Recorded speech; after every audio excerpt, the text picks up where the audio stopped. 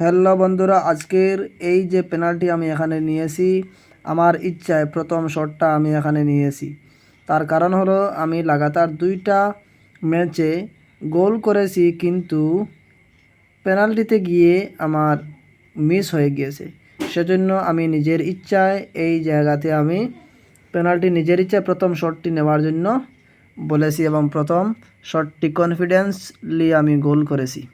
আর এই খেলাতে আমি 2টি গোল করেছি। আর এই 2টি গোল করার পরও আমরা খেলাতে জিততে পারিনি, অনেকটা দুঃখের সাথে বলছি।